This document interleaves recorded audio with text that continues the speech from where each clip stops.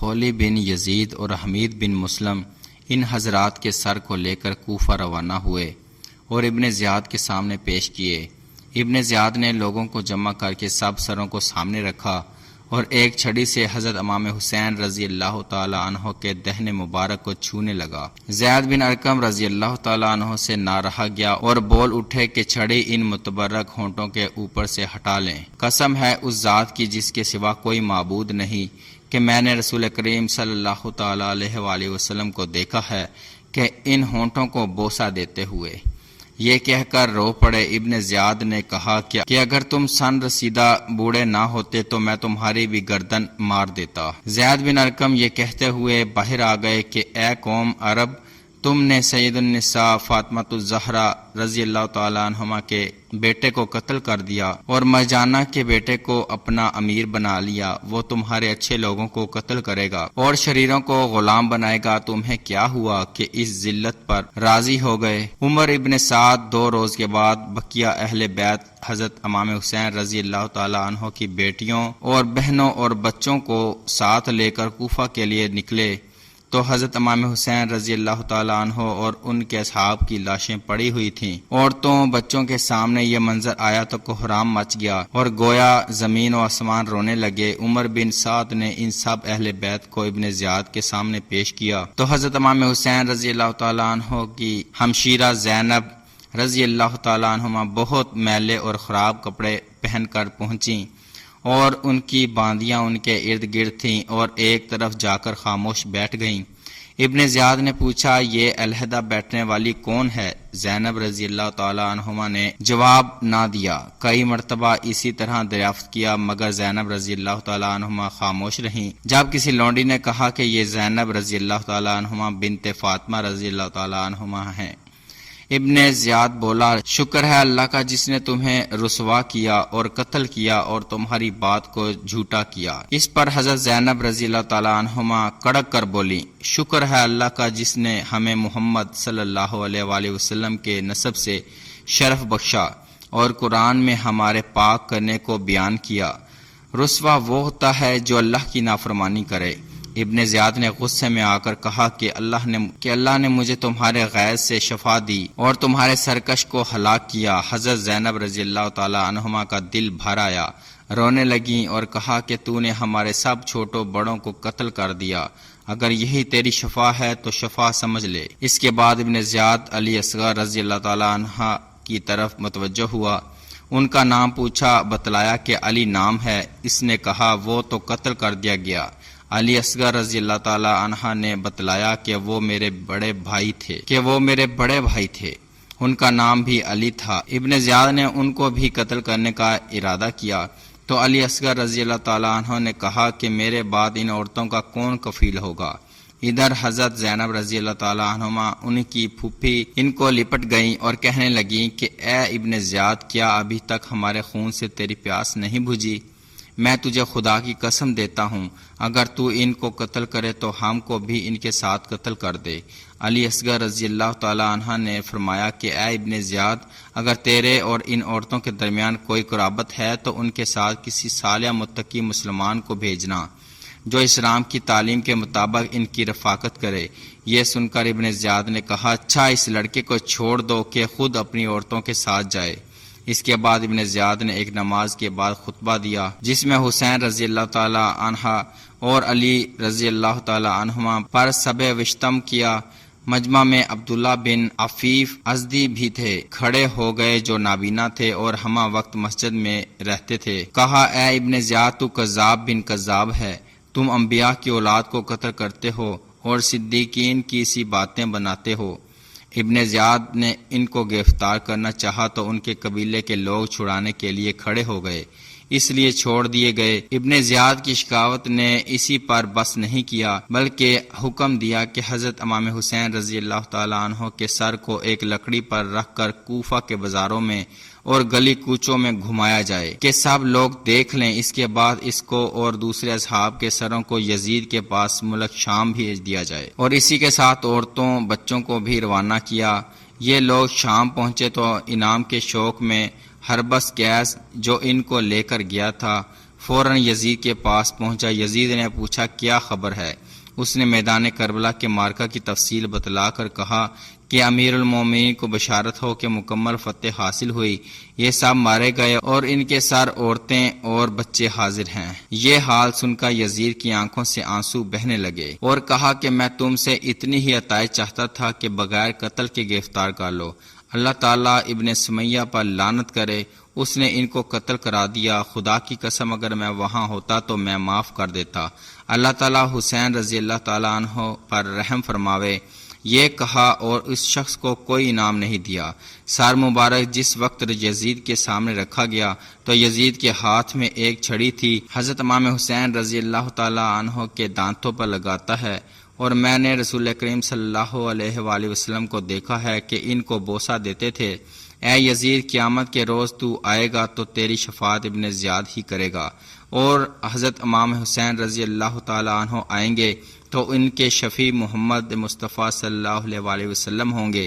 یہ کہہ کر ابو حرزہ رضی اللہ تعالیٰ عنہ مجلس سے نکل گئے۔ جب یزید کی بیوی ہند بنت عبداللہ نے یہ خبر سنی کہ حضرت امام حسین رضی اللہ تعالیٰ عنہ قتل کر دیے گئے اور ان کا سر لایا گیا تو کپڑا اوڑھ کر باہر نکل آئی اور کہنے لگی کیا ابن بنت رسول صلی اللہ علیہ وآلہ وسلم کے ساتھ یہ معاملہ کیا؟ اس نے کہا ہاں، خدا ابن زیاد کو ہلاک کرے، اس نے جلدی کی اور قتل کر ڈالا۔ ہند یہ سن کر رو پڑی۔ یزید نے کہا کہ حسین رضی اللہ تعالیٰ عنہ نے یہ کہا تھا کہ میرا باپ یزید کے باپ سے اور میری ماں یزید کی ماں سے اور میرے دادا رسول کریم صلی اللہ علیہ وآلہ وسلم یزید کے دادا سے بہتر ہیں۔ ان میں پہلی بات کہ میرا باپ بہتر ہے یا ان کا، اس کا فیصلہ تو اللہ تعالیٰ کرے گا۔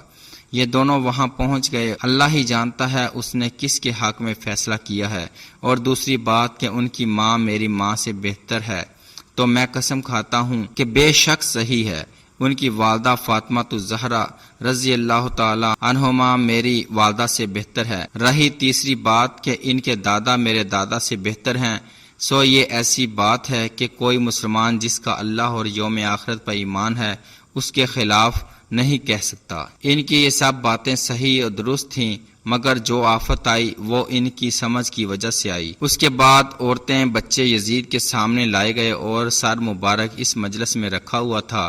حضرت امام حسین رضی اللہ تعالی عنہ کی دونوں صاحبزادیاں فاطمہ الزہرا رضی اللہ تعالی عنہما اور سکینہ رضی اللہ تعالی عنہما پنجوں کے بل کھڑے ہو کر سر مبارک کو دیکھنا چاہتی تھیں، اور یزید ان کے سامنے کھڑا ہو کر چاہتا تھا کہ نہ دیکھیں۔ جب ان کی نظر اپنے والد ماجد کے سر پر پڑی تو بے ساختہ رونے کی آواز نکل گئی۔ ان کی آواز سن کر یزید کی عورتیں بھی چلا اٹھیں اور یزید کے محل میں ایک ماتم برپا ہو گیا۔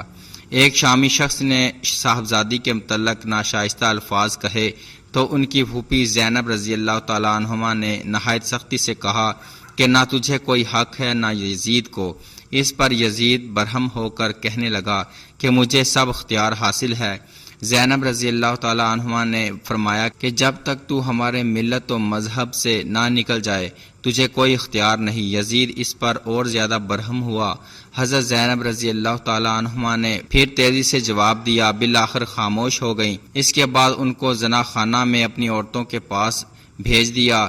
یزید کی عورتوں میں سے کوئی نہ رہی جس نے ان کے پاس آ کر گریہ و بکا اور ماتم نہ کیا ہو، اور جو زیورات وغیرہ ان سے لے لیے گئے تھے ان سے زائد ان عورتوں نے ان کی خدمت میں پیش کیے۔ اس کے بعد علی اصغر رضی اللہ تعالی عنہ ہتھ کڑیوں اور بیڑیوں میں سامنے لائے گئے۔ انہوں نے سامنے آ کر کہا اگر ہمیں رسول کریم صلی اللہ علیہ وآلہ وسلم اس طرح قید میں دیکھتے تو ہماری قید کھول دیتے۔ یزید نے کہا سچ ہے اور قید کھول دینے کا حکم دے دیا۔ اس کے بعد علی اصغر رضی اللہ تعالی عنہ نے فرمایا کہ اگر رسول اللہ صلی اللہ علیہ وسلم ہمیں اس طرح مجلس میں بیٹھا ہوا دیکھتے تو اپنے قریب بلا لیتے۔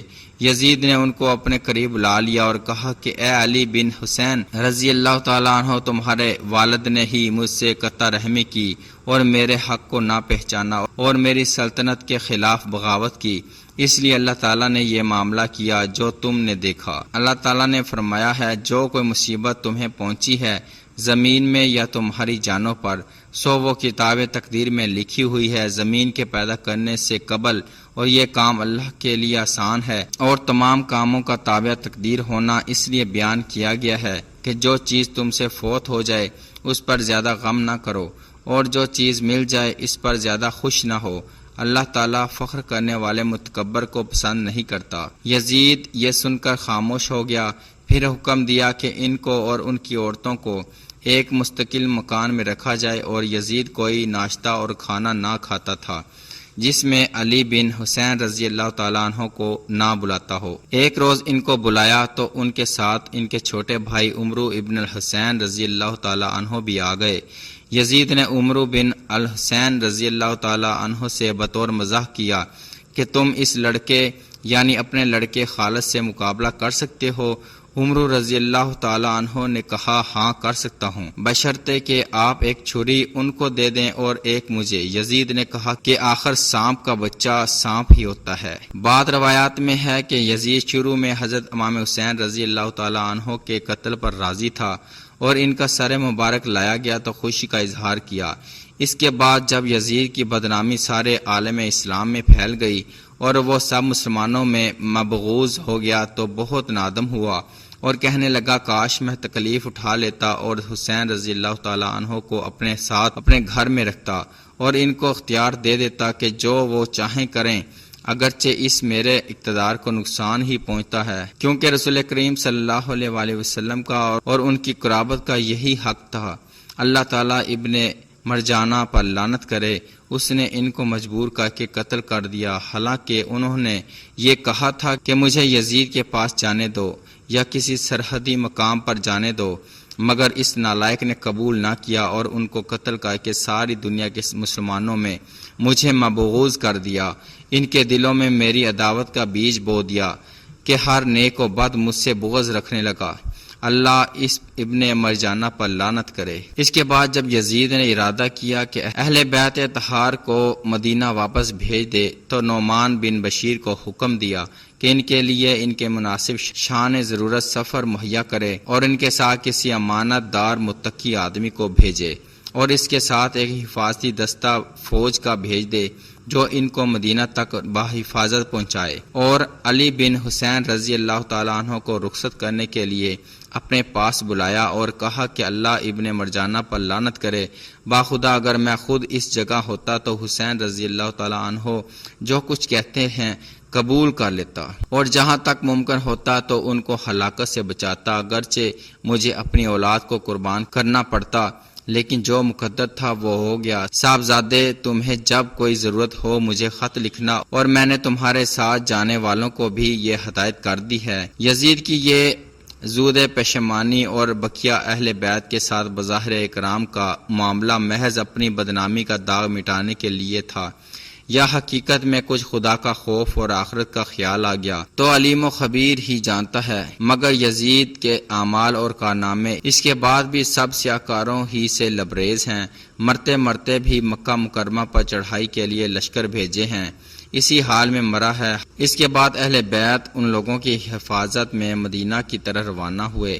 ان لوگوں نے راستے میں اہل بیت کی خدمت بڑی ہمدردی سے کی، رات کو ان کی سواریاں اپنے سامنے رکھتے تھے، اور جب کسی منزل پر اترتے تو ان سے علیحدہ ہو جاتے اور اپنے چاروں طرف پہرا دیتے تھے، اور ہر وقت ان کی ضروریات کو دریافت کر کے پورا کرنے کا اہتمام کرتے تھے، یہاں تک کہ یہ سب حضرات اطمینان کے ساتھ مدینہ پہنچ گئے۔